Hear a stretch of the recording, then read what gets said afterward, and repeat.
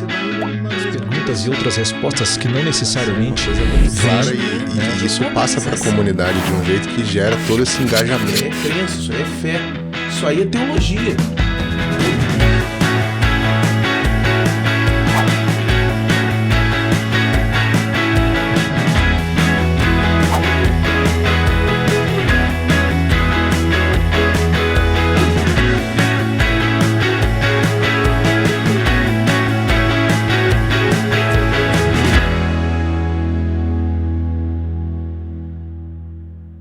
Muito bem, começamos ou iniciamos mais um podcast, o nosso Educação Cast. Esse podcast que é feito aqui pelo Ministério Educacional Andragógico da Igreja Batista de Água Branca, o nosso querido IBAB Educação.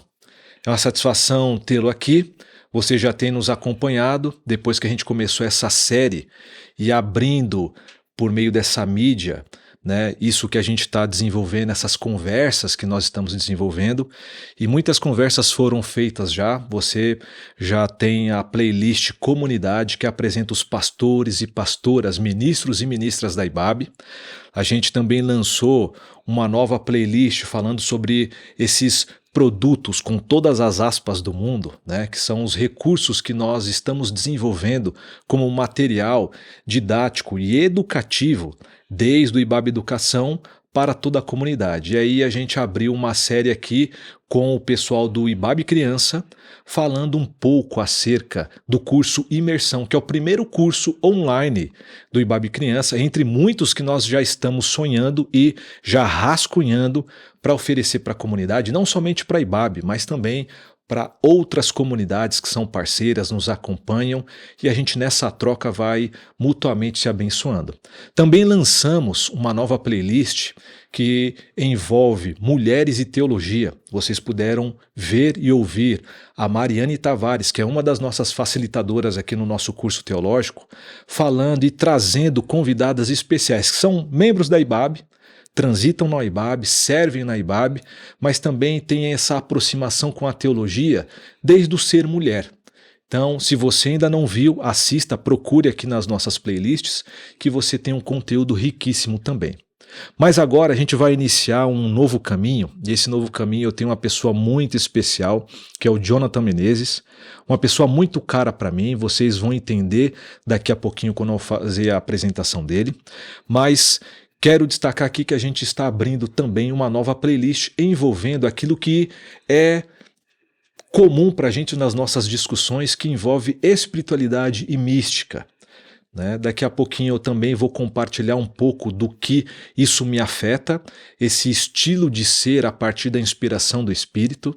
Então aqui eu já deixo um spoiler para você, mas é verdade que essa temática até anos atrás era um tanto quanto subscrita somente para algumas pessoas, áreas de estudos e a própria experiência em si. Que aqui a gente vai tentar trazer para vocês um pouco desses elementos do que a gente entende como espiritualidade, mística cristã, uma oposição aí, de repente, às religiosidades. Mas enfim, Jonathan, seja bem-vindo. Como que você está? Estou bem, melhor agora. Obrigado pelo convite.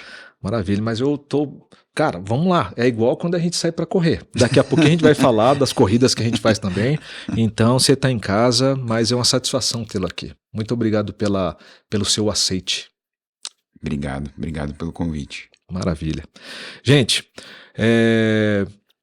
como a temática é espiritualidade, vou fazer aqui uma pequena contextualização para passar para o Jonathan, porque a primeira pergunta que eu trouxe aqui nesse nosso roteirinho é que o Jonathan ele explique desde a sua experiência como ele se envolveu com a espiritualidade e a mística, porque o Jonathan também é professor de teologia e para mim ele é um místico para além de amigo também, né, que é o mais importante, eu entendo ele como esse místico também, mas é bom pontuar que espiritualidade, a gente está num recorte de espiritualidade cristã, o Jonathan é pastor da Igreja do Caminho em Londrina, Paraná, né? Então a gente tem a nossa pastoralidade embebida dessa realidade de espiritualidade, mas é importantíssimo que fique frisado que espiritualidade e mística, elas se complementam, é verdade, mas cada uma tem uma ênfase, mas essas duas elas são totalmente distintas daquilo que a gente fala, entende e faz análises um tanto quanto críticas, que é acerca da religiosidade ou religiosidades. Então, gente, é importante que a gente entenda aqui que a espiritualidade faz parte da condição humana.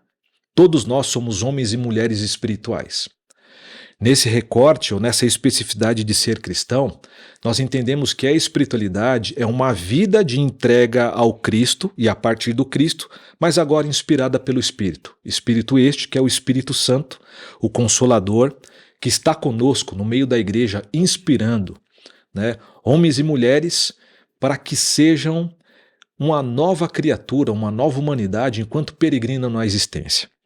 Nesse sentido, a mística cristã, ela entra um tanto quanto para a contemplação, que daqui a pouco o Jonathan vai explicar o que significa essa contemplação, que não é somente o ato de contemplar alguma coisa, mas é contemplar sim, uma perspectiva desse novo humano que foi insuflado agora e aberto ao divino, que é totalmente oposto, essas duas primeiras, à religião, que é uma forma institucional de tentar colocar caminhos para que essa espiritualidade caminhe, sendo redundante aqui. Mas essa é uma pequena contextualização ou preâmbulo daquilo que a gente vai discutir mais específico por meio desse bate-bola que eu vou ter com o Jonathan. Dito isso, John, se apresente para a gente e fale, por gentileza, como que você chegou nesse lugar chamado espiritualidade, esse jeito de ser agora insuflado pelo Espírito. Eu acho que uma das coisas que me define talvez seja a dificuldade de me definir. Assim. Eu tenho uma dificuldade de me definir. E porque eu penso que a gente não é aquilo que a gente faz. Mas se eu fosse dizer de maneira breve o que eu faço, bom, eu sou professor de teologia, atuo como pastor também em Londrina, na Faculdade Teológica Sul-Americana, já há quase 18 anos como professor, e desde fim de 2019 na Igreja Presbiteriana do Caminho, ou simplesmente Igreja do Caminho, como a gente costuma dizer. Uhum. Eu tenho atuado como pastor referência, o principal lá na comunidade. E acho que, de fato, o caminho da espiritualidade é, para mim, algo que está intimamente ligado com as minhas leituras e com o meu modo de ser. E isso se deu pela via da leitura, quer dizer, pela via da leitura, pela via da imersão nos escritos espirituais, os escritos sobre espiritualidade, é que eu descobri como aquelas ideias, como aquelas experiências, elas estavam intimamente ligadas com uma maneira própria do Jonathan de ser, e não é uma maneira necessariamente nova. Acho que tem a ver com personalidade, tem a ver com história, tem a ver com o modo como você viveu, o modo como você se vê vivendo desde muito cedo na vida, assim. Então, quando eu comecei a ler sobre o dom da contemplação, por exemplo, sobre interioridade, sobre meditação, sobre oração, esses foram temas que convergiram não apenas com a minha caminhada cristã, mas a minha caminhada humana também. Sempre fui alguém de personalidade um pouco mais introspectiva, e continuo sendo, e isso significa que o tempo sozinho, para mim, sempre foi um tempo sagrado, brincando sozinho, lendo, tendo um tempo comigo, e esse não sendo um tempo estranho ou um tempo como se fosse uma perda, né? Eu estou perdendo a vida com o mundo. Acho que viver comigo mesmo e conviver comigo mesmo sempre foi uma coisa muito interessante, porque eu sempre percebi que eu tinha uma vida interior rica que eu poderia explorar, né? Isso se conecta... Recentemente eu li um livro que a Maria Clara Bingemer organizou sobre Thomas Merton, e ela começa com essa frase, e eu percebi que essa frase, ela se conectou de alguma maneira com a minha história, me fez entender um pouco por que a espiritualidade me atraiu. Porque, entende? É quase como que assim, não foi só uma escolha do Jonathan, eu escolhi livros. Ela te escolheu. E você só percebe depois, não é uma escolha que você percebe assim, olha, eu fui escolhido pela espiritualidade, vou ler livros de espiritualidade ou coisa Quando assim. viu, já estava. Já estava nesse negócio, né? E aí ela fala assim que toda vida exterior fecunda começa com uma vida interior profunda. Então o que você está me dizendo é que você rememorou um pouco a infância, mencionou a coisa de brincar. Hoje, olhando para aquele Jonathan de ontem, o criança, você hoje identifica que isso já estava evidente lá, mas você não sabia mensurar, mas já estava lá. É mais ou menos isso? É exatamente isso. Já estava presente, já havia um gosto ali. Por isso que os místicos vão chamar de contemplação, de busca de si, não é? Com contato com quem você é mais profundamente, sentir profundamente. Então, isso sempre fez parte da minha maneira de ser, da minha humanidade, do modo como eu me desenvolvi enquanto pessoa. E acho que quando eu encontro a espiritualidade nos escritos de autores, é quase como foi um amor à primeira vista, mas no fundo, não é propriamente um começo ali, é um recomeço, é um reconhecimento. Então eu posso também afirmar que essa sua experiência, você disse, né, se deu por meio das leituras, mas aí depois olhando hoje mais na sua maturidade, olhando para trás, você já identifica que estava lá, mas enquanto prática espiritual, religiosa, misturando ou tentando conjugar isso, lá na antiga oitava, comunidade primeira sua, né, você já percebia essa ascendência, né? Então Jonathan, para isso, as leituras do texto sagrado, outras referências que os seus pastores davam para você, como que foi isso nesse momento chamado Oitava Igreja Presbiteriana de Londrina? Eu cheguei na Oitava Presbiteriana, lá em Londrina, na época pastoreada pelo Antônio Carlos Barro, e foi o fundador dessa comunidade lá, né, nos idos de 1996, eu estou transformando a igreja em mais velha e, consequentemente, no AC num sobrevivente de mais de 100 anos. Imagina, né? Que recentemente foi aniversário dele, né? Vamos deixar esse registro AC. Um beijo carinhoso para você, viu? A gente te ama muito. Exatamente, a gente gosta muito desse camarada aí. E aí eu cheguei adolescente lá e tal, né? Mas eu acho que a oitava, ela foi assim uma confluência de de caminhos que eu percorri antes e que eu acho que acidentalmente acabou sendo uma igreja presbiteriana. Não tinha eu não venho de uma tradição de filhos, de pais presbiterianos, essa coisa, né? Como tem é muito típico na tradição presbiteriana, essa coisa de passar de uma família para outra, de pai para filho. De uma geração para outra. Exatamente. Então tinha, eu acho que uma caminhada assim antes, e o encontro com a igreja presbiteriana, a Oitava Igreja Presbiteriana de Londrina, foi um ponto de chegada de uma jornada muito anterior, né? Que eu me lembro assim de pequeno ouvindo a minha avó paterna falando sobre Jesus e guardando aquelas palavras no coração, meditando nelas. Ela gostava muito de cantar para mim, então essa coisa da música também sempre teve muito presente no universo da espiritualidade, né? As histórias sobre Jesus, a música, a frequência em igrejas pentecostais, que eram as igrejas que os meus familiares iam. Então eu tive uma peregrinação anterior e que teve um hiato aí entre os 13 e os 16 anos, em que eu não me vi mais indo à igreja acompanhando alguém, acompanhando os familiares, mas de alguma maneira percebendo que havia um anseio e uma busca ali, não é? E que se cessou por alguns anos na adolescência, mas que voltou de uma maneira voluntária, quer dizer, uma sede, um desejo de conhecer um pouco mais do sagrado, do divino, de perceber como isso poderia transformar a minha vida, a história, a história da minha família. E aí isso chegou na oitava. A oitava deu para mim aquilo que na minha trajetória anterior não houve muito, que foi uma base discipular mesmo.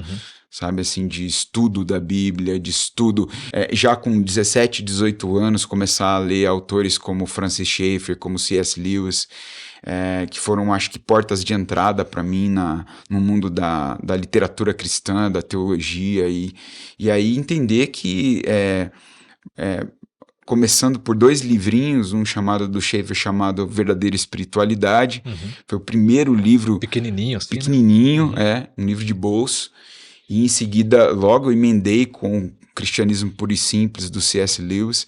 Então percebi que havia um arcabouço envolvendo essa fé, haviam conteúdos importantes e que aquelas leituras, elas mudavam minha perspectiva sobre a vida. Então havia um impacto imediato. Quer dizer, a leitura para mim sempre foi esse lugar em que... no processo de ler e ao mesmo tempo ser lido, eu sofro um impacto. E aí esse impacto faz com que eu veja de uma maneira diferente, eu olhe para a vida de uma maneira diferente. Nas suas leituras você estava sendo lido também. Já estava sendo, com 17, 18 anos. E Isso aí... daí, Jonathan, será que vai para a ideia de alguns autores que tratam o sentimento oceânico? Uma vontade de integração com algo maior do que a gente? A gente dá um nome, por causa da nossa fé cristã, ao Cristo, à Trindade, Pai, Filho e o Espírito. Mas esse termo, que até no nosso curso de espiritualidade, aqui o online que a gente oferece, o Ed faz uma aula mostrando isso daí do sentimento oceânico.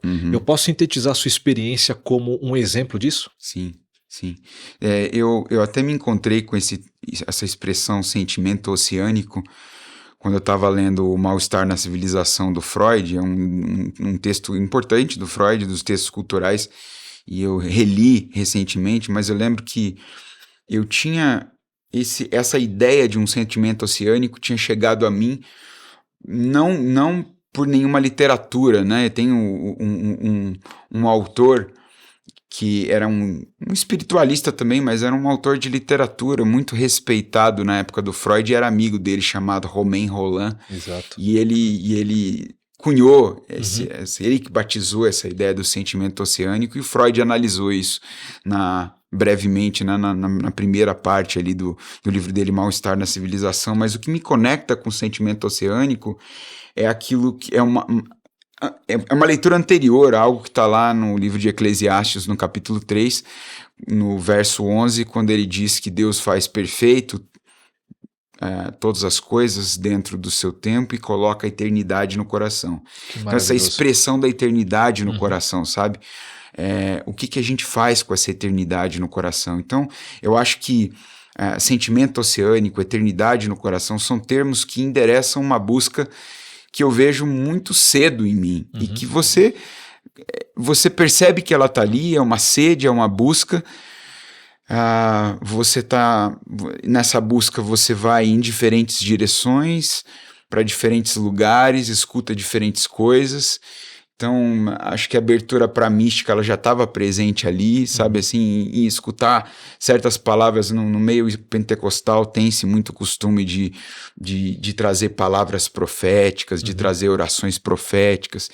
E eu lembro que eu não tinha, assim, uma experiência pentecostal do nível de dissociação daquilo que eu penso, do que eu sinto com o que eu penso, daquilo que eu estou ouvindo, do que eu estou sentindo e do que eu estou pensando.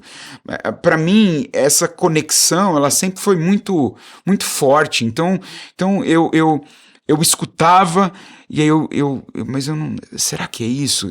Essa pessoa está dizendo para mim que um dia como uma revelação que eu ouvi, assim, você vai ser que é engraçado, que é uma coisa ainda presente no meio pentecostal, você vai ser do altar, você vai ser alguém que Deus vai usar.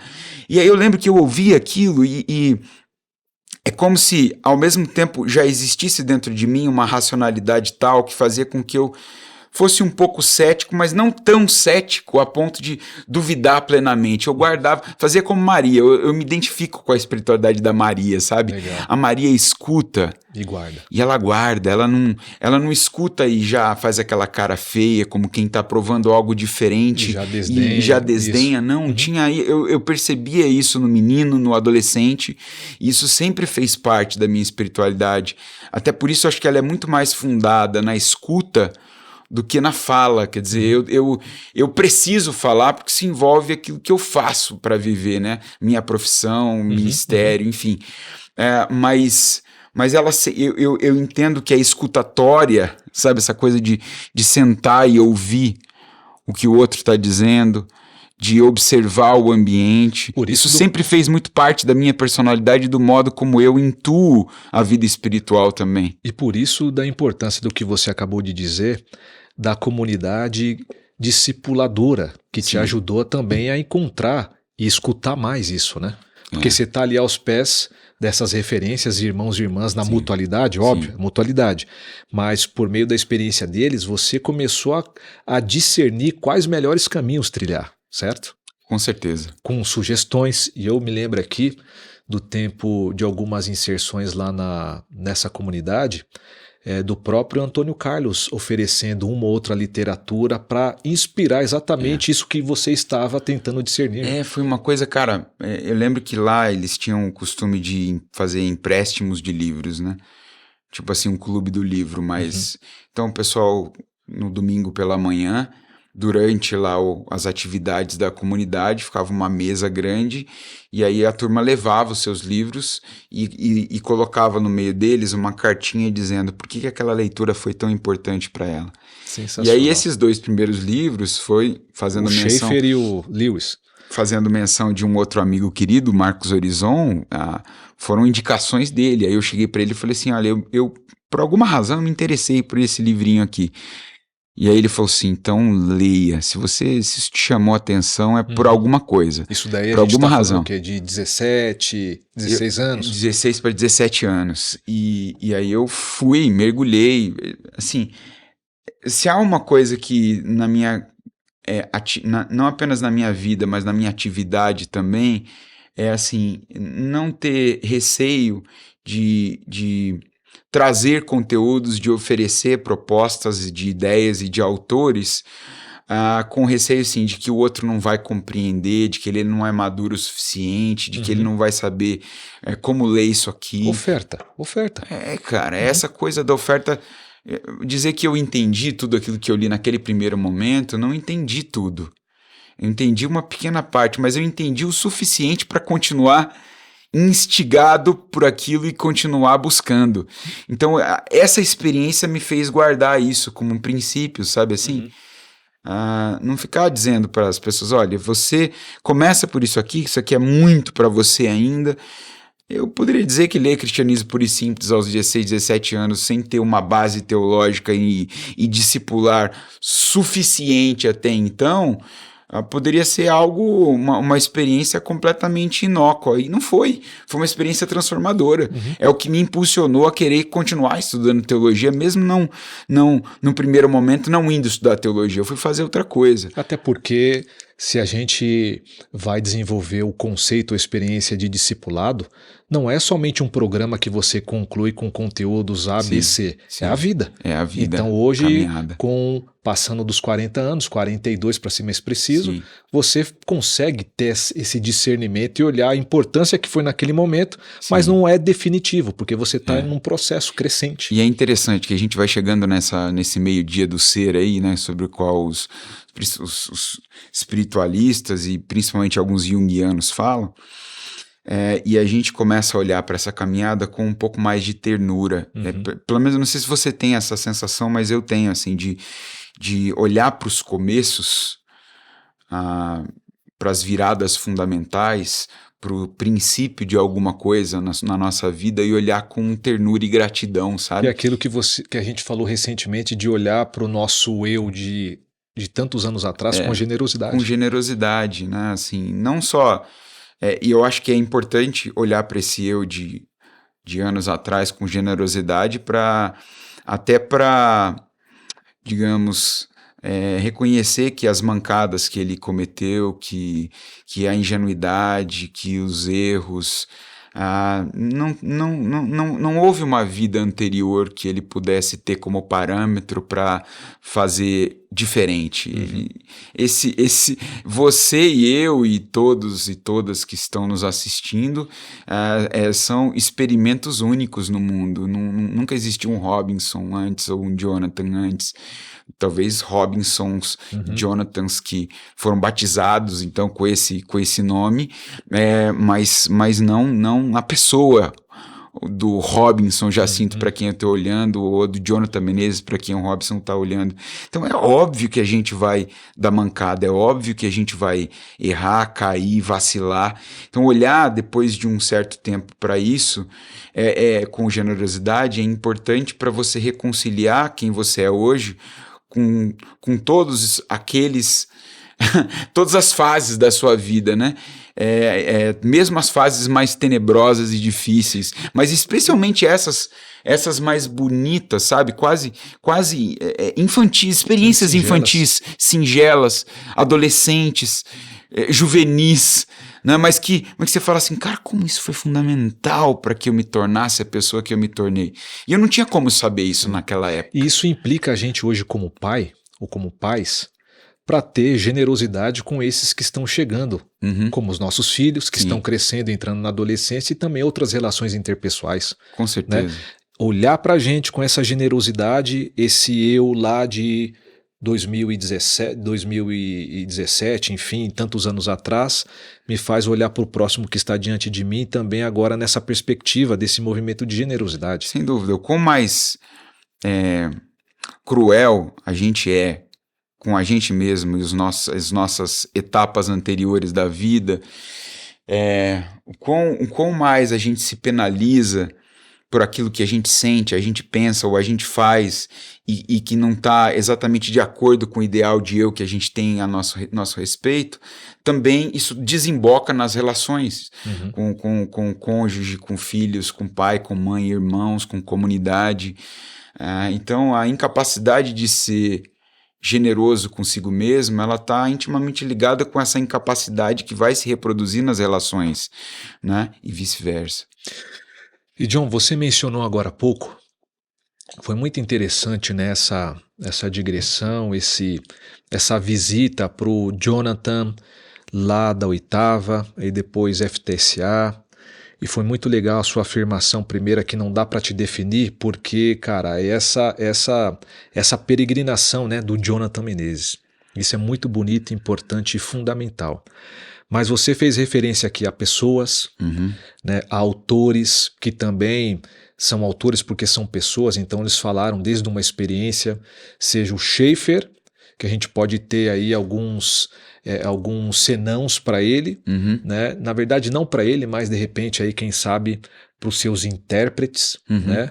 Mas isso não é assunto de hoje, de uma análise apologética, né? Você mencionou essas duas fontes entre tantas que foram importantes para você, no sentido da literatura cristã para um processo discipular que não é de uma grade de conteúdos, mas sim uma síntese ou um símbolo daquilo que é a nossa vida enquanto peregrinamos. E aí tem alguns autores que hoje eu os conheço por causa da sua influência na minha vida, por me apresentar também esses autores, como por exemplo Henry Nouwen, Thomas Merton, que você mencionou, uma recente que eu descobri por meio também das suas indicações, Simone Weil, né? E para mim o que eu estou ainda assim enamorado, Richard Rohr, com o Cristo Universal. Todos eles têm a sua peculiaridade, a sua especificidade, mas como que você chega nesses autores, ou quem foi o primeiro autor que desencadeou essas portinhas que você entrou, e se você puder trazer de maneira sintética né? O Henry Nouwen enfatiza isso para a espiritualidade. O Merton vem nesse sentido contemplativo, então se difere aqui. Sim. A Simone, que não necessariamente, alguns autores falam que ela, sendo judia, não necessariamente era da nossa tradição cristã reformada, né? E o Rohr, que a gente vai numa perspectiva mais do Cristo universal. Dá uma palhinha pra gente desses autores. Sim, acho que a porta de entrada foi o Nouwen. Eu lembro que um tempo em que eu ainda era estudante de história e participava do ministério, que foi importante, fundamental na minha formação cristã e universitária também, acadêmica, a Aliança Bíblica Universitária. A ABU. A ABU, a famosa ABU. Eu tive contato através da ABU com escritos de vários escritores aí cristãos que fizeram parte fizeram e fazem parte da biblioteca de autores e livros que eu li ao longo da minha vida, né? E para alguns deles você retorna, alguns ficam presentes para sempre, outros você não... Foi importante em um dado período, né? Durante um período por uma razão, aí depois você não necessariamente retorna, mas acho que um autor meio onipresente na minha caminhada com a espiritualidade sempre foi o Nouwen, né? E acho que, bom, a obra dele, ela é multifacetada, aliás, de todos esses que você mencionou, né? E eu acho que eu poderia destacar alguma coisa o que me atraiu. Ao invés de talvez seguir uma trilha meio temática e dizer o que me atraiu nesses autores, né? O que me atraiu ao Nouwen foi a humanidade do Nouwen. Essa coisa da vulnerabilidade dele. Exato. Que é sensacional. Isso é o que me tocou diretamente, assim. Antes de ler Nouwen, eu não sabia que aquilo que ele performa nos livros, e não apenas nos livros, quem conheceu, quem testemunhou um pouco sobre a vida dele também diz, e além da obra dele, eu li algumas biografias também, né? Eu acho que eu recomendo de maneira mais particular as biografias escritas por dois Michaels, né? O Michael Ford e o Michael O'Leffen, são para mim os dois melhores biógrafos do Nouwen.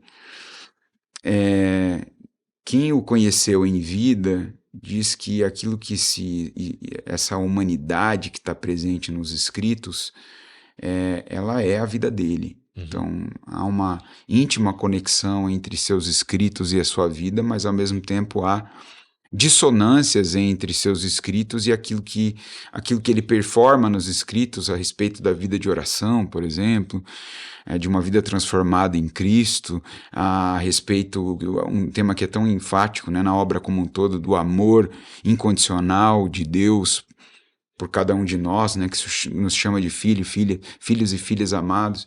Também uma certa dissonância em relação a isso, uma certa incapacidade de viver tudo aquilo que ele escreveu, né?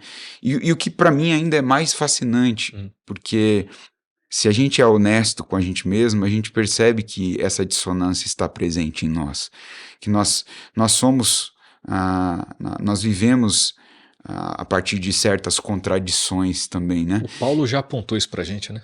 Essa coisa de, né, o que eu gostaria de ser, quais são os meus ideais e aquilo que a minha vida atinge ou alcança. E isso não anula a boniteza da própria pessoa em compartilhar com a gente, desde essa vulnerabilidade, sim, o próprio Cristo que foi vulnerável, exatamente, que se entregou. Eu acho que ele está revelando, né? E não é à toa que ele tenha escolhido pessoas vulneráveis como Adam, que foi um dos membros da Arca, né? Essa instituição voltada para pessoas com deficiência, fundada em Trosley, na França, pelo Jean Vanier, e tem em outras partes do mundo, né? Nos últimos 10 anos de vida do Nouwen, ele foi se tornar pastor, capelão, um membro dessa comunidade, deixou a vida de acadêmico, de professor, e continuou escrevendo. Acho que a obra mais fecunda do Noah está justamente concentrada nesses 10 anos em que ele passou na Arca, em Toronto, no Canadá.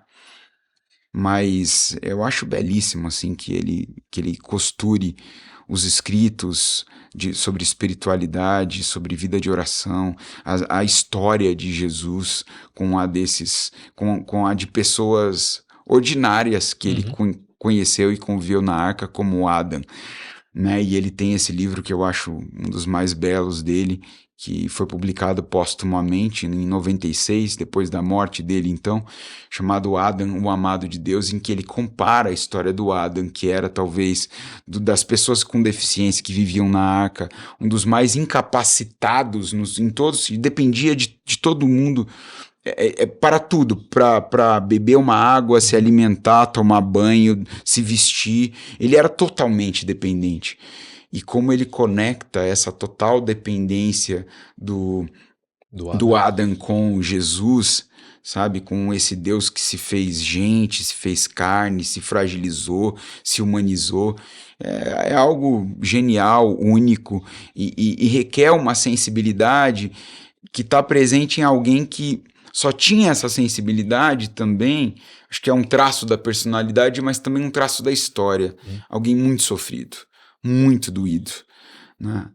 E viveu assim e foi até os últimos dias dessa maneira. Quem lê o diário do último ano sabático do Noah, né, ou seja, o último ano de vida dele, percebe que ali há muito ainda de dúvidas, de inquietações, de orações não atendidas, de traumas revelados. De traumas revelados, de questões que ele diz assim, olha, isso está tanto tempo comigo.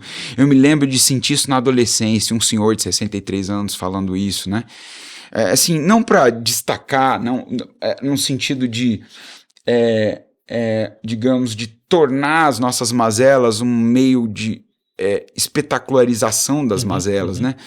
Ele não fazia isso, inclusive ele criticava quem fazia isso. Ele dizia, não é exatamente isso que eu quero dizer quando eu falo do médico ferido, do sofrimento que cura, que é um dos livros dele, inclusive, mas eu estou falando que é possível.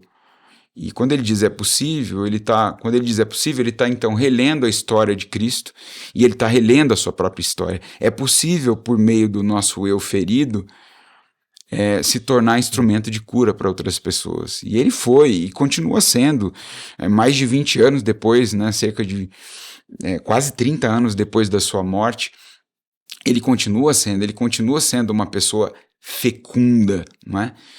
Em tudo que fez e escreveu. Acho que o Noah é isso, assim, o Merton para mim... Que você chega no Merton por meio do Noah. Por meio do Noah, né, que foi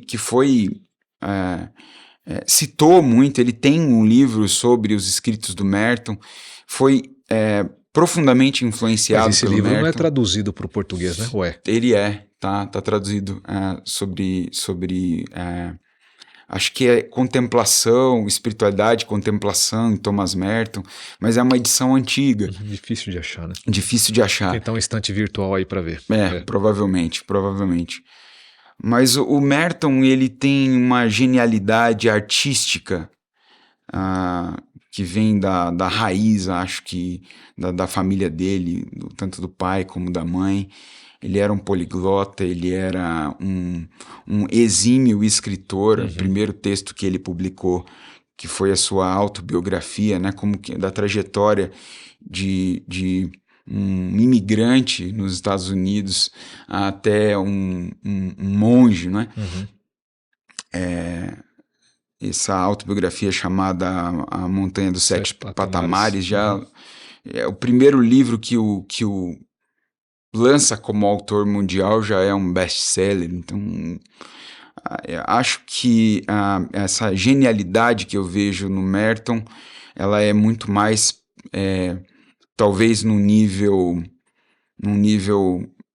racional, elaborativo. São textos muito mais elaborados e difíceis, acho, que do Noah.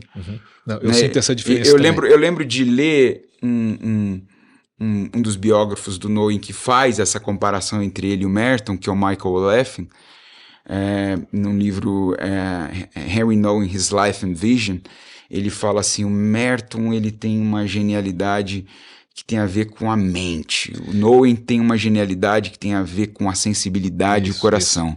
Né? Enquanto o Merton é um sistematizador, É. o Nowen não, ele está abrindo o coração. Exato. Nos textos do Merton você vai ver as definições do que é e do que não é contemplação. Aquele que novo é um homem. místico. Cara, é praticamente um resumo das escrituras. Uma exposição muito sistemática e muito bem escrita, muito bem pensada, densa, né, das escrituras.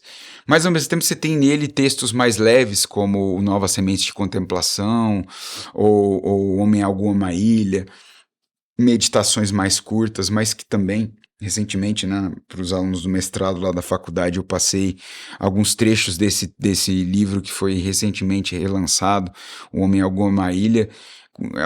Alguns ensaios têm 4, 5 páginas, mas você poderia ficar um curso inteiro nele, naquele ensaio, só naquele ensaio. Né? Então, o Merton tem essa característica e acho que ele se apresenta com mais clareza para nós a tradição da mística cristã. Né? Eu recentemente li um livro que a segunda biografia que o Michael Ford escreveu sobre o Noah, em que ele diz que ele era um místico solitário, The Lonely Mystic, mas é mais difícil você requer um esforço maior para identificar os traços de místico no Noah, e no Merton não, o Merton é monge. Exato. Né? Ele viveu praticamente a vida dele toda no monastério, dedicou a vida dele ao silêncio, à contemplação, que eram marcas muito centrais nos trapistas, mas também é algo que alguém que se interessou, especialmente na fase madura da sua vida, do seu pensamento, pelo mundo, né? Pensar a sociedade. Por pensar a sociedade, pensar a guerra, pensar o problema nuclear, pensar a política, pensar os conflitos sociais dos anos 60. As ideologias. Dialogar com as ideologias como o marxismo. A última palestra que ele oferece num mosteiro em Bangkok é sobre a relação que ele vê no cristianismo e no marxismo do tema comunidade. Esse vídeo está no YouTube. Exatamente. O finalzinho da palestra está lá no YouTube, né? Não, e é mais interessante que tem uma espécie de aura, de mistério, exatamente no final desse vídeo, palestra, porque ele fala que ele vai desaparecer. Agora eu vou desaparecer da vista de vocês e minutos depois ele morre, né? Misteriosamente. Conta-se a história oficial a respeito disso é que foi eletrocutado por um fio desencapado de um ventilador. Uma história meio bizarra, meio maluca, né? Porque se ele estava nesse momento maduro Sim. de fazer aproximações com a sociedade e fazer inserções proféticas desde essa mística, Sim. cara... Figura não grata, ele era uma figura não grata, né, assim, perante algumas autoridades daquele período, religiosas ou políticas, mas isso só demonstra alguém que morreu fora do mosteiro, num lugar, assim, de uma tradição distinta, né, e os escritos naquele período, né, o diálogo com os místicos asiáticos também, né, essa tradição asiática não só cristã, mas também budista, taoísta. Ele foi um desses daí que mais se aproximou, né? Exatamente. E acho que de uma maneira muito pioneira. Nos anos 60 você não tinha muita gente cada um no seu meio quadrado, cristão, né? Exato. fazendo esse movimento que o Merton está fazendo, né? Mas vários movimentos de diálogo, eu diria, naquele tempo, né? Com a sociedade, com as ideologias, da relação entre... A relação que depois vai ficar muito mais explícita no ministério do Richard Rohr. Quem começa a fazer entre contemplação e ação, dizendo assim que elas são parte de um movimento só, para dizer assim, a ação não é mais importante que a contemplação e vice-versa, é algo que ele já faz nos anos 60, esse movimento, né? Mas antes de você, porque você já deu a deixa para entrar na casinha chamado Rohr. Mas eu quero uma parte ainda no Thomas Merton, porque eu tenho... me deleitado bastante nas leituras dele, sobretudo quando estávamos ainda no isolamento social por causa da pandemia. Nós iniciamos por meio do texto clássico dele, de Novas Sementes, que aliás em uma das aulas que você me ajudou a ministrar aqui no IBAB Educação, alguns dos alunos mencionaram isso, que compraram o livro por causa do nosso bate-papo, né? Exato. Isso é muito legal. mas o que eu queria destacar é que aqui a gente tem um programa discipular na IBAB que se chama Identidade Cristã. É proposital colocar identidade cristã porque desde a perspectiva cristã nós almejamos nos parecer como Cristo em algum momento nessa peregrinação à luz da afirmação paulina quando fala que fomos predestinados, Romanos 8:29, né, nos parecermos com Cristo, bem como também Pedro quando fala que o nosso destino é ter a vida divina em nós, né? Enfim, dentro também de uma tradição aí importantíssima que é a tradição ortodoxa, né, oriental. Mas, John, aquele texto, Novas Sementes, especificamente no capítulo falando sobre identidade, que... As coisas em sua identidade. Rapaz, aí eu tô lembrando aqui do seu último texto feito lá na FTSA com 2 colegas. Esse texto para mim é um dos mais maravilhosos, porque quando ele usa a metáfora da árvore, a árvore é destinada para ser o quê? Árvore. A sua identidade é de ser árvore, que remete para a gente como que deve ser o desenvolvimento da nossa identidade. Quando olhamos nesse sentido contemplativo mais para dentro de nós mesmos, é ali que se dá o encontro com o próprio Cristo, nessa relação aí desse sentido ou experiência que é a contemplação. Isso para mim é como se fosse algo, uma segunda conversão ou a metanoia que a gente fala. E rapaz, os alunos também da mesma forma. Do mais novo no sentido de aproximação com a mística ou a espiritualidade ao mais experiente, todos eles concordaram que Cristo não quer tirar quem você é como Jonathan. Ele quer potencializar quem você é, quem você foi destinado a ser. Isso é maravilhoso pensar nessa perspectiva. Na relação com os meus alunos de espiritualidade, eu lembro que essas aulas sobre o Merton eram as aulas que mais... mexia com o pessoal, é quase como se eles nunca tivessem escutado aquilo. Você chegar, por exemplo, para alunos que vêm de tradição pentecostal e dizer assim, independente, poderia ser reformada também. Acho que a nossa visão de santidade, ela tem, aqui no Brasil, ela tem uma matriz, que é a matriz norte-americana, né, do evangelicalismo norte-americano do final do século XIX, e que linka a santidade a uma série de práticas e de coisas que você não deve fazer e assim a demonstração do caráter de Cristo, né? O problema, e eu lembro de ler isso no saudoso Robinson Cavalcante, é que quando você centra a questão da santidade naquilo que você não deve fazer, você também acaba deixando de lado aquilo que você deve, aquilo que você, as coisas com que você deveria se envolver, né? Você joga a criança com água tudo fora. Joga tudo fora, mas eu lembro nesse texto do Merton, ele dizendo assim, quando ele fala das coisas em sua identidade, em que ele diz, para mim ser santo é ser eu mesmo. Cara, essa frase também é incrível, porque assim, ele tá ligando a nossa identidade à de Deus, num princípio de Imago Dei muito básico. Nós somos criados à imagem e semelhança de Deus, mas isso não significa que a gente é no nosso DNA algo presente do divino que faz com que a gente emule o divino em absolutamente tudo, ou um caráter, ou uma imagem, ou alguma coisa que sempre... Tipo um super-homem, uma super-mulher. É quase como que a reprodução do mesmo em cada um e cada uma, né? Não, tem algo de... Como Deus é único, e aí é dessa expressão, Deus é único, Deus é singular, que nasce a ideia de santidade, ele faz cada um e cada uma como um ser único também. Singulares. E aí é que está a beleza, aí é que está a beleza da humanidade, aí é que está a beleza do divino, aí é que está a beleza da santidade. E da comunidade. Que cada um é único e nessa singularidade forma parte de um corpo de pessoas que também são únicas e que portanto, na união entre si, formarão um corpo diverso. Cara, isso é maravilhoso. E é isso, e é aí que está a beleza, né? É aí que está a beleza. E tentar eliminar isso, tentar produzir uma unanimidade, uma uniformidade, é um desserviço. É um desserviço completo. Fecha parêntese aqui, nessa Sim. minha parte. Certo. O que você pode falar agora de maneira sintética? E aí eu coloco exatamente sintético porque as pessoas podem acompanhar aqui também em outras playlists o nosso bate-papo a partir do Sobre o texto Cristo do ROR, Universal. do Cristo Universal. Então, querendo saber mais, as pessoas podem aqui, porque se eu não me engano, nós trabalhamos os 5 primeiros textos dele, né, do livro, né? Enfim, a gente precisa fazer a segunda parte, hein? Sim. Então fica aí uma observação para um tempo aí que a gente pode separar para isso. Mas Simone Weil e Richard Rohr, o que te atraiu?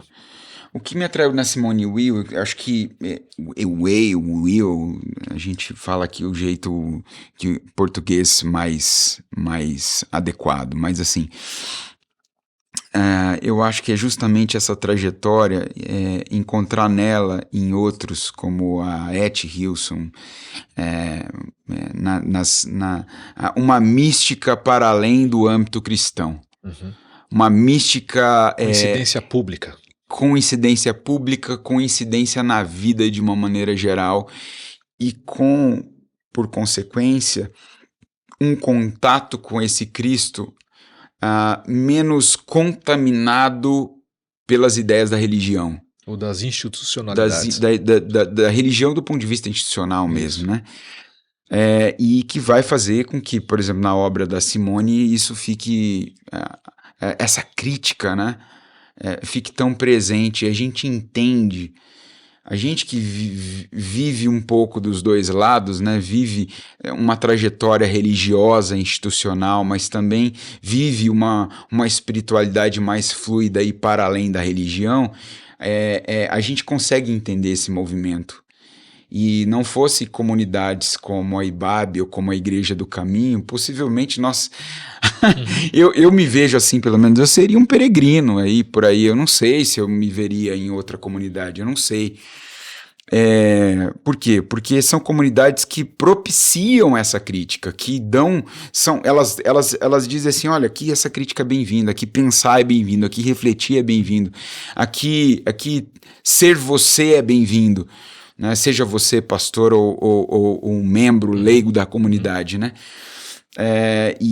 Então acho que escritoras como a Simone, elas primeiro, né, mostram o quanto a mística é feminina, né? E portanto traz para nós a possibilidade de uma reconciliação com o nosso lado feminino e com o lado feminino de Deus, e também uma percepção de Deus para além do curral religioso, né? Como a graça ela é muito, e ela falou muito sobre a graça. Que Deus não é parte do nosso monopólio, exatamente, né, cara? como a graça é muito maior do que a gente está disposto a admitir que ela é, e atinge uma pessoa que tem uma experiência com o sagrado, uma experiência com o divino, mas fora do âmbito do controle, da vigilância, da domesticação. E é isso que faz com que a experiência dela seja tão autêntica. Eu acho que ela me traz muito de um encontro com Deus a partir de uma humanidade autêntica, de uma vida autêntica. E acho que o Rohr, ele tem um pouco de cada uma dessas coisas, mas para mim, ele, dos autores contemporâneos, que com mais habilidade e inteligência consegue sintetizar essas contribuições todas desses autores, né? Então você vê nos textos dele Noyen, você vê nos textos dele Merton, muito forte, você vê nos textos dele muito forte o Pierre Teilhard de Chardin, que é um outro místico que a gente... Um tanto quanto hermético, mas nós gostamos. Gostamos muito dele. Ele considera a Simone Weil, considera a Etty Hillesum místicas. Ele traz uma mística não cristã para o âmbito da mística cristã, dizendo assim, olha, fazendo a gente olhar para esses outros terrenos, esses outros pontos de vista, também como pontos em que a gente pode enxergar a manifestação e a revelação do Cristo. Né? Então, acho que o Rohr, ele sintetiza os valores da nossa tradição, Que é bom destacar que não é panteísta. Não é panteísta e nem universalista. E acho que ele deixa isso muito claro nesse livro dele, O Cristo Universal, por ter, obviamente, sofrido perseguições e acusações desta natureza. Né? Então ele diz, olha, eu talvez seja um panenteísta, né? Assim, eu não entendo que todas as coisas são Deus, mas que Deus está presente em tudo que ele criou. E que um cristão de verdade é aquele que, na concepção dele, é aquele que vai se tornando, vai se apropriando do dom de uma visão de ver a Cristo em tudo e em todos. Acho que essa é uma das coisas mais bonitas que o Rohr escreve nesse livro aí. Mas a gente teve ainda muito pouco contato com os livros dele, com exceção da Libertação do Ego, que saiu pela Vozes, do livro dele sobre o Enneagrama e esse, o Cristo Universal. Até onde sei, não tem mais obras traduzidas para o português, infelizmente. Ele tem um livro sobre a Trindade maravilhoso, cara. Esse daí eu tenho arquivo em PDF, mas também não tem em português. Maravilhoso. Ele tem muitos livros muito bons escritos. Para mim, um dos melhores deles se chama Everything Belongs, Tudo Pertence. Então, quando você lê o Everything Belongs, você entende um pouco melhor o Cristo Universal. A visão que está presente ali, a ideia de que tudo sempre pertenceu. É a gente que... E aí que está o caráter do místico na visão do Richard Rohr. O místico, para ele, se define como aquela pessoa que existe no mundo e numa relação com o sagrado para além dos domínios de um pertencimento. Para ele é como que ser católico, franciscano ou presbiteriano é parte de uma trajetória, mas não é a parte mais importante. E a gente tem que voltar para essa mais importante. Exatamente. Voltar-se para essa mais importante. O que é mais importante nisso que a gente chama de identidade cristã, por exemplo? Na nossa identidade humana, se a gente quiser ampliar. O que é central? O que é essencial? Então esse é um dos autores que nos ajuda a olhar por esse viés. Uma coisa bonita, não somente do Rohr, mas eu vou usar o exemplo dele aqui, mas eu vejo na maioria deles e também nos seus textos, eu acho que obviamente por causa da influência deles sobre você, é que eles são profundamente também teólogos ou místicos bíblicos, né? Sobretudo no Evangelho de João. O Evangelho de João tem uma marca muito importante, acho que na obra desses autores. Acho que o Rohr fundamenta toda a teoria dele, que não é propriamente só dele, né? A gente lê o meio divino do Teilhard de Chardin e encontra o Cristo Universal lá, mas não só o meio divino. Aí eles vão se remetendo a outros períodos da tradição que já haviam compreendido essa mensagem. A gente pega Orígenes e daí por diante. E aí você vai... Para onde é que eles vão encontrar toda a base teológica e bíblica? Eles vão para a teologia da criação, para o Gênesis, e eles vão para o Gênesis através do Evangelho de João, e eles vão para o apóstolo Paulo. Que segundo recentemente a gente trocou uma ideia aqui, o primeiro místico que a gente tem contato nas escrituras...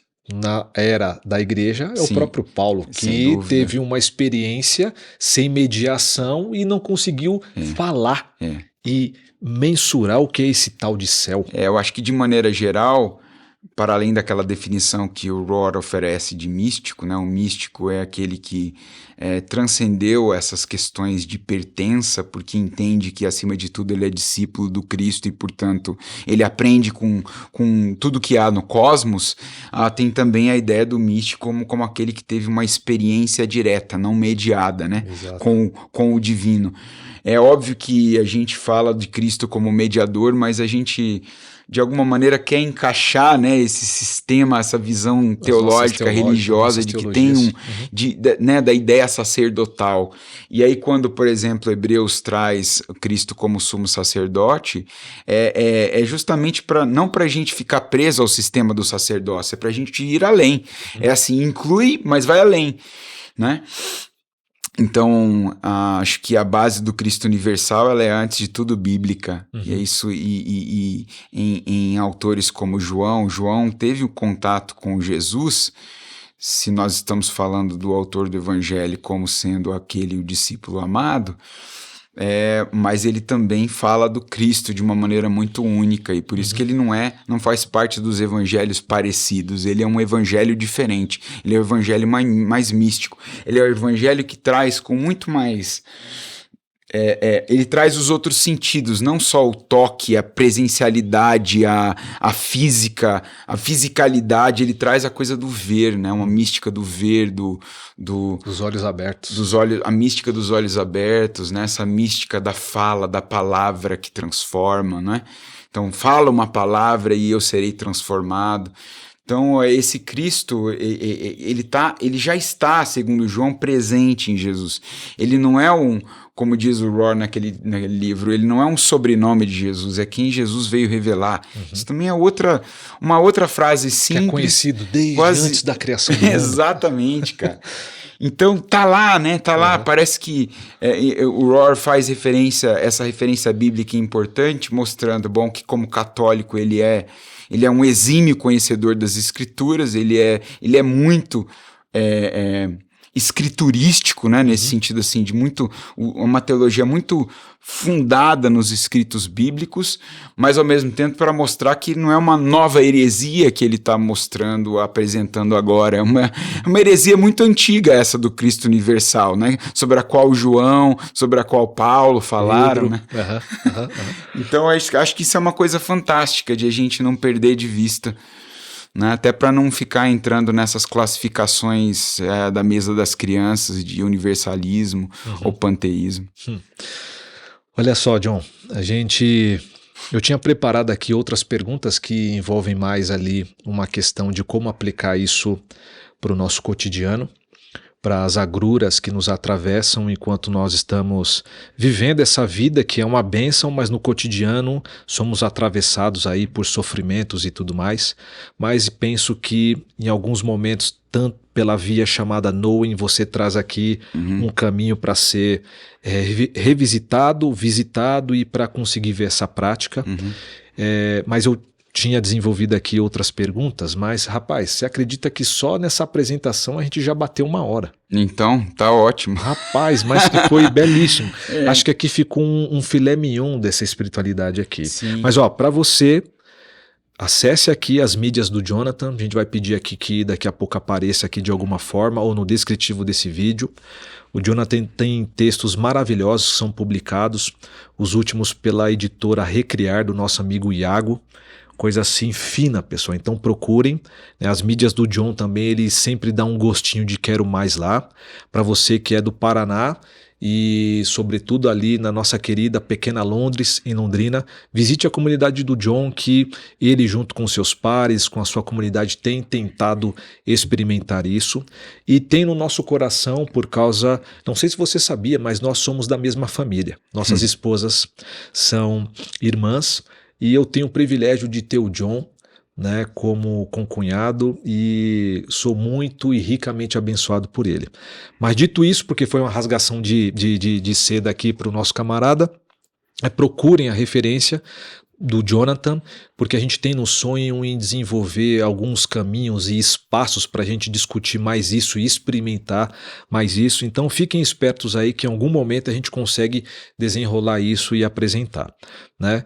Mas para a gente encerrar, John, como você poderia trazer para a gente a aplicação aí, como que você consegue aplicar, então, desde a sua experiência, esse movimento, essa conjugação entre a espiritualidade e a mística, desde o Jonathan, que é pai, do Cauã, do Breno, que é esposo da Cibele, da nossa querida Cibelinha, né?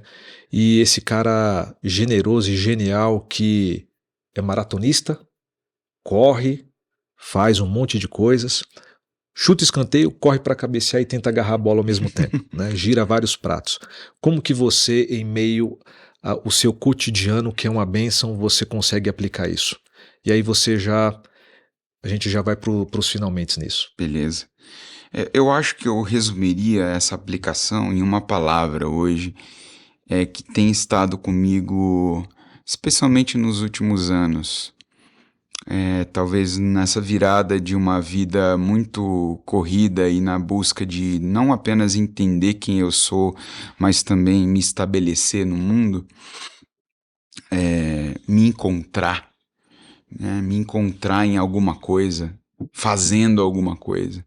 Eu acho que a gente passa dos 20 para os 30 anos muito, muito focado nessas realizações, né? Em conseguir se estabelecer com um certo regime de excelência em alguma área. E acho que é natural, não tem muito como fugir disso, né? É a mesma coisa que você dizer para a pessoa que ela precisa abandonar o seu ego. É quase como que abandonar o seu corpo, não tem como, né?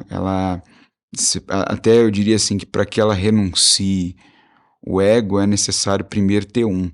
Reconhecer que tem um, né? E acho que é uma bênção que alguém possa ter um ego para chamar de seu, até que em algum momento da vida possa olhar para isso, para essa ideia, imagem e tudo que se construiu em torno e dizer assim, acho que agora eu quero uma coisa diferente, ou esse caminho aqui, isso eu não quero mais. Mas até então a gente precisa, e eu acho que o Richard Rohr, foi magnífico em perceber isso. A gente precisa dessa plataforma, não apenas dessa, mas de algumas plataformas de lançamento, né? E não desprezar fases anteriores da vida é muito fundamental para isso também, né? A gente perceber que alguns passos que foram tão elementares em outros momentos, eles continuam sendo centrais e importantes para que hoje a gente possa assim, falar assim, eu vou respirar outros ares, eu vou seguir outros caminhos, ou eu quero isso daqui, e isso daqui eu já não quero mais.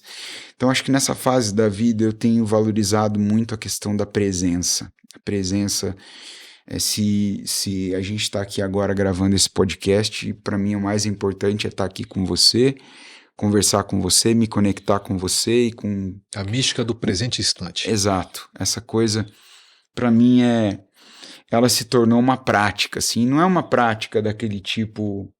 Eu não sou muito chegado em técnicas de meditação, não funcionou ainda para mim. Talvez em algum momento isso me capture, sabe? Eu creio que eu exercito esse dom da contemplação, mas de maneiras distintas.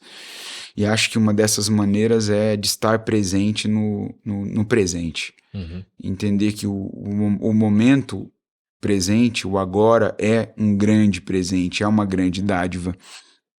E se presentificar para o que quer que você tenha que fazer ou no lugar em que você está naquele momento é uma das coisas, talvez uma das práticas que eu considero práticas espirituais mais evolucionárias, né? Porque nós vivemos numa era hiperconectada, mas não é porque a gente tem múltiplas possibilidades de conexão que nós estamos conectados realmente. Eu lembro de ouvir o Rob Bell numa série que ele fez sobre a internet. No podcast, né? No podcast dele, o Robcast. E que ele dizia isso, ele dizia que minimamente uma contradição que a gente esteja conectado com o mundo inteiro por vias de um smartphone, mas completamente desconectados da gente mesmo, de uma pessoa que está diante de nós. E a gente vive isso. A era hiperconectada é também a era das pessoas que estão desconectadas da vida. E por alguma razão, às vezes, por não suportar o sofrimento, né, as cargas, as ansiedades, as durezas que a vida traz, nós escolhemos essa hiperconexão como uma válvula de escape. Mas eu entendo como uma das formas de nutrir um caminho de espiritualidade, de abastecer a nossa alma com esse dom da presença, é que a gente faça esse esforço. E eu tenho feito esse esforço, né? Nem sempre conseguido, mas esse esforço de me presentificar para o que quer que esteja diante de mim. Seja o meu filho que quer brincar, ou eu tenho que ajudar ele a tomar banho, ou o outro a fazer a tarefa, ou lavar uma louça, as coisas simples do cotidiano. Sentar diante de um amigo e ouvi-lo, para mim é sagrado, é fundamental, sabe? E naquele momento não está fazendo outra coisa, não está olhando para a tela do smartphone, não está assim quando o amigo está falando e a gente Quando a gente sofre isso na pele, a gente sente E dói. e dói, e a gente nem sempre consegue corresponder da maneira tal qual é o nosso sentimento, né? A pessoa, você está falando e a pessoa desvia o olhar, ela presta atenção em outras coisas. É a manifestação de um desinteresse por estar no momento presente, um desinteresse por aquela pessoa, por escutá-la, por viver aquele momento com ela. Não é um ato sagrado para ela. A gente acaba dessacralizando a presença, né? Dessacralizando a amizade, os relacionamentos, as conversas, os encontros, quando a gente faz esse tipo de coisa, né? Quando a gente se deixa desviar muito facilmente a atenção por qualquer pop-up que surge na nossa tela ou alguma outra coisa que está acontecendo no horizonte. Chegando. Então, cara, isso para mim tem se tornado assim uma das práticas espirituais que tem abastecido muito a minha alma, e que me ajuda não apenas o dom da presença, ele também me ajuda a desenvolver outros dons, o dom da escuta, o dom do ver, né? De ver alguém, de ver alguém. Tocar também. E do tocar também. Tocar também, exatamente. Então, acho que se algo que eu poderia deixar que tem feito, que eu tenho percebido que tem feito diferença na minha vida, que tem me tornado uma pessoa melhor, é esse exercício. E é um exercício contracultural, eu diria. Né? Ele vai numa uma mão contrária àquela que a gente, como pessoas hiperconectadas e imersas na correria da vida, naturalmente, numa cidade como São Paulo, então nem se diga, a gente se deixa, né? A gente vai se deixando.